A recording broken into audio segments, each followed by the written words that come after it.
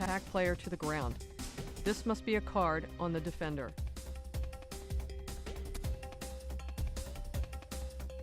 Here is an example of a foul that must be an immediate red card.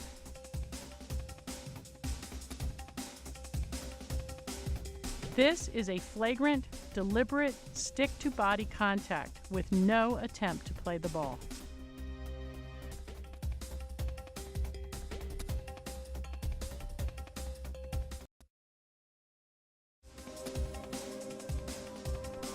Our last point of emphasis is stick-to-body, body-to-stick contact.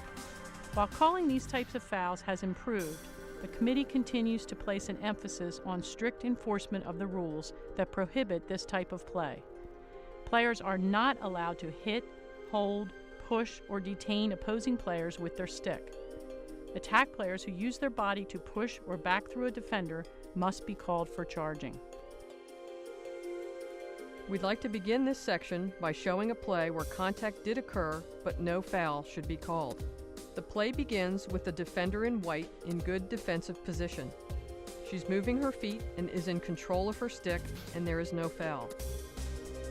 The defender then moves to cut off the path to goal for the next red attacker. Both attacker and defender arrive at the same place at the same time, and contact occurs. The key here is that each player then backs off, with neither of them trying to force their way through or push into the other player. No foul, and play continues. The next 3 clips will illustrate detaining or holding with the stick. Our first example shows a player using her stick to detain a player in an off-ball situation. There is a scramble for a loose ball, and the player in blue uses her stick and body to hold off the player in white, preventing her from pursuing the ball. This must be called.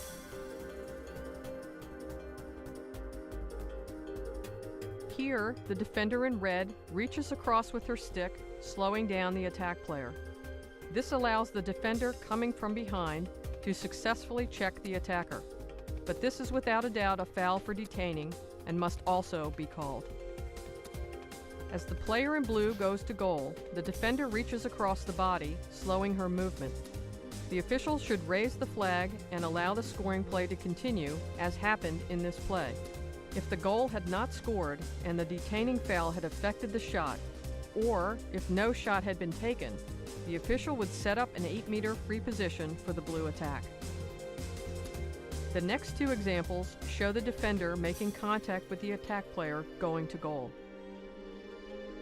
As the player in white catches the pass from her teammate, the player in red hits her in the back. At this point, a flag must be raised because the player in white maintains possession of the ball and continues the scoring play. The player shoots and scores in this instance. If the illegal contact had caused the attack to drop the pass, there would be an immediate whistle, and an 8-meter free position would have been awarded.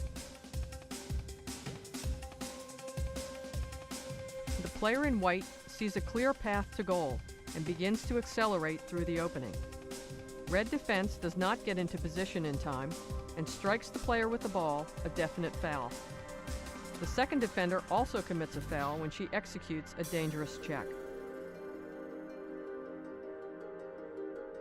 The player in blue is clearly pushed in the back with the stick in our next example, causing her to lose possession of the ball. The defender steps towards the attacker, extending her arms and initiating the contact. This must be an immediate whistle, with the ball awarded to the attack. With our clips to end this section, let's look at body-to-stick contact initiated by the attack. The first 2 are common charge calls.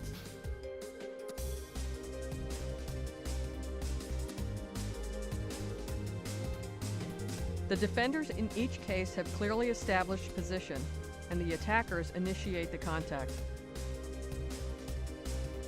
Here is an attack from behind the crease. The defender comes across and legally establishes defensive position. The attack in white initiates contact and continues to push the defender backward. No goal here, charge against the attack. Charging fouls may also occur away from the goal area. Our final example shows the player in white establishing good, legal defensive positioning. The player in red initiates the contact here and must be called for charging.